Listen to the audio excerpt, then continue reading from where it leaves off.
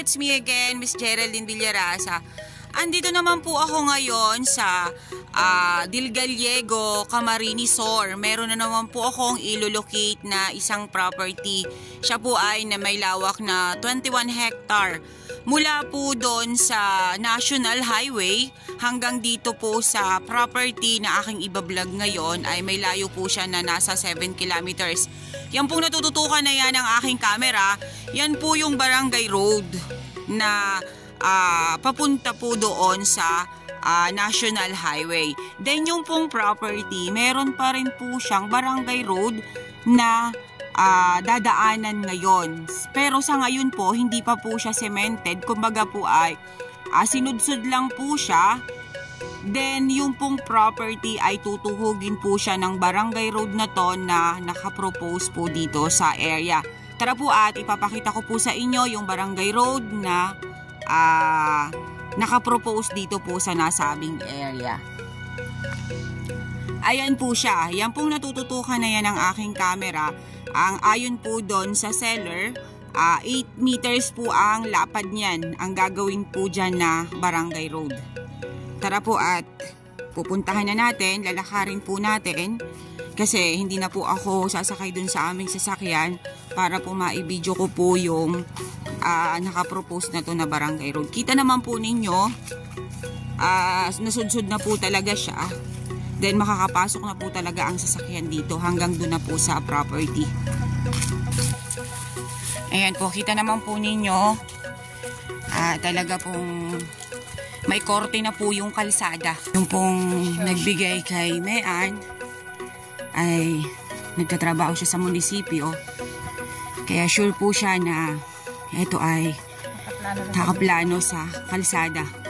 Ang kagandahan po nito dahil 8 meters po yung lapad. Okay guys, nandito na po ako sa area, dun po sa 21 hectare.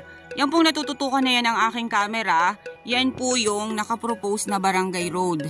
Nilakad po namin siya. Talagang siya po ay nasudsud na lahat. Kulang na lang po talaga sa kanya is semento. Sisementohin na lang po yung Barangay Road. Pero pasok po ang sasakyan niya hanggang dito po sa property. Okay po, ipapakita ko na po sa inyo ang nasabing area na ibibida ko ngayong araw na to. Okay po. Yan po yung area. Makikita po naman po ninyo, medyo po talaga siya ay magubat. Kumbaga po ay linisin yung area. Tara po at pupuntahan po natin sa loob yan. Kasama pa rin po yan. Ito naman po yung Barangay Road na papunta naman po yan dun sa dulo. Frontage pa rin po niyan ay yung property. Tara po at pupuntahan po natin dito sa loob para makita po natin yung area. Ayan, dito pa lang po sa bungad, halos plat na plat po yung property. Ayan, marami po siyang mga kahoy gubat, then mga bagin. Pero may nakikita po akong mangilan-ngilan pa na nyog. Ayan po siya. Flat na flat po dito sa bungad. Hindi ko po alam doon sa may bandang likod kung ano po ang kalagayan ng lupa doon. Okay po, flat pa rin po doon sa likod, sabi po nung aking kasama. Ayan, makikita pa rin po ninyo yung mga kawayan po siya na maliliit. Halos dito po sa side na to, ayan, pangilan-ngilan pa lang po ang nyog niya. Ilan ang nyog nito, Mean? Okay po, dun po sa 21 hectare, ang nyog po niya is nasa 200 kapuno na lang. Then, ayan po, may nakita na po akong fruit bearings dito sa side na to. Ayan po, may isang puno na po ng mangga. Pero ayon po dun sa aking kasama, kasi ito po ay naikot niya na nung nakaraan, nasa 30 kapuno po ang mangga dito sa nasabing area.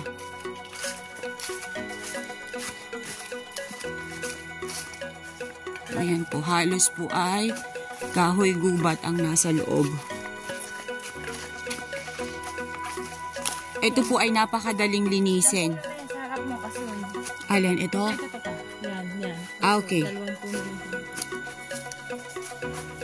Pasensya na po at ako po ay hindi masyadong pamilyar sa puno po ng kasoy. Ito pong puno na to sabi po ni Mean, yan po ay puno ng kasoy. Then sa una-unahan po niyan ay isang malaking puno ng pili. Ayan. Ilang puno ng pili ang nandito sa area? Okay po, nasa 10 piraso po ang puno ng pili dito sa nasabing area. Ayan, makikita po natin may mga bunga po siya. Ayun, kasi ulit yan sa likod mo. Okay, sige po, puntahan natin. Ito pa rin pong isang to, kasoy pa rin po siya. Then, ayun pong side na yon, ayan, mga kaimito po na naglalakihang puno.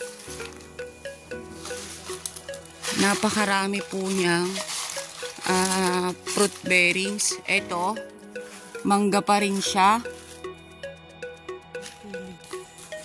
Ayan po, ito pili pa rin to eh, oh. Yan yung kasoy. Itong anong to, yan po, pili pa rin po siya.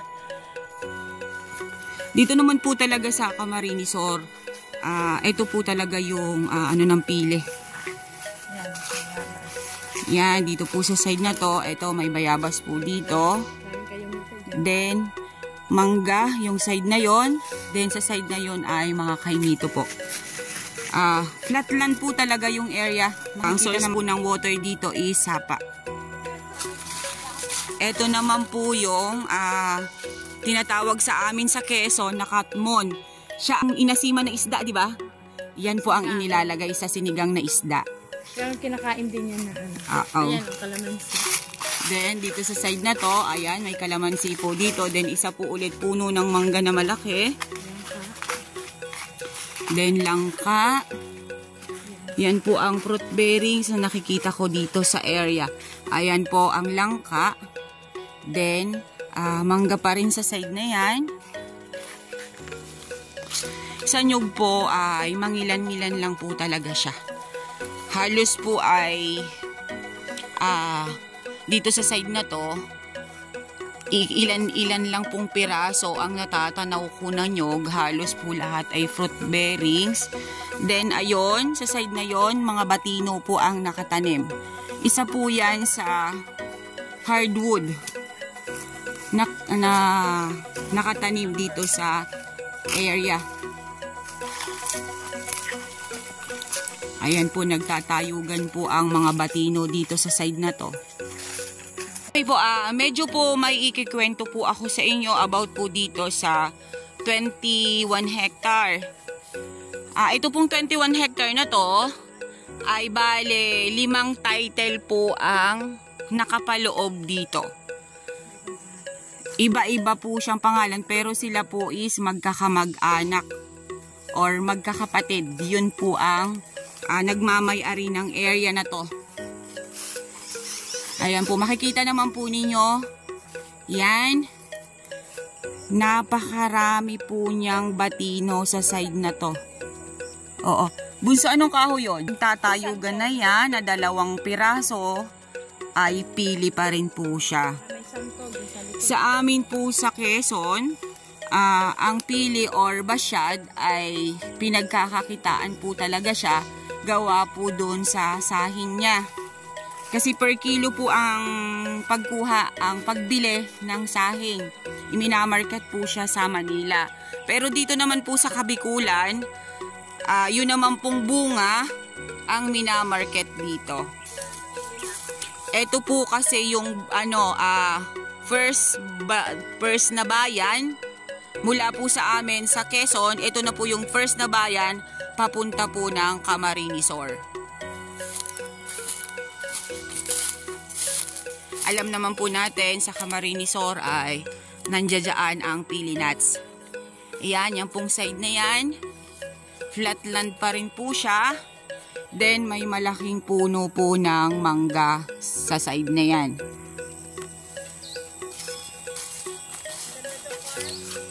Oo. Yes. Yung bang sapa niya, buhay? Okay po. Yung pong sapa niya ay buhay. Sabihin po ng buhay, kahit po siya ay tag-init, hindi po naiigahan ng tubig. Ayan, yan pong side na yan. Medyo pa rin po talaga siya marungis or marami po talaga siyang damo. Ang kailangan lang po talaga dito ay lilinisin lang. Pag nalinis po ang area, napakaganda po ng kalidad ng lupa niya. Sa tingin ko po ay napakataba pa po ng lupa niya dito. Kasi yung pong mga fruit bearings na mga nakita ko ay matataba po siya, mayabong. Okay po, ito pa rin po yung kabilang mukha. Ayan, flatland pa rin po dito sa side na to. Yun nga po yung madalas ko sa inyong banggitin, talagang kulang lang po siya sa linis. Yan, flatland pa rin po dito sa kabilang side na to. Ayan, halos karamihan po sa kanya ay mga kahoy gubat at napakarami pong batino dito sa area, dito sa side na to. Ayan, flat na flat po ang property. Okay po, avail nyo na po ang property namin. Dito po ito sa Del Gallego, Camarines Sur. Mula po doon sa National Highway hanggang dito po sa property ay may layo po siya na 7 kilometers. Then may nakapropose po na kalsada. Yun nga po kanina, ibinidyo ko po sa unang pasada ng video ko. Nasudsud na po siya, kulang na lang po talaga ay isip pa semento. Then yun pong property ay along Barangay Road po talaga siya. Then 21 hectare, bali po siya 5 titulo. Ito pong 21 hectare na to. Then ang nyug po niya is nasa 200 kapuno na lang. Then marami po siyang fruit bearings like pili, star apple, mangga. Yung pong mangga kanina nabanggit ko po sa inyo, nasa 30 kapuno po yung mangga, santol, langka. Yun po ang mga fruit bearings dito sa nasabing area. Then yun nga po, medyo po mararamo, kailangan lang po natin talagang ipalinis, pero 100% flatland.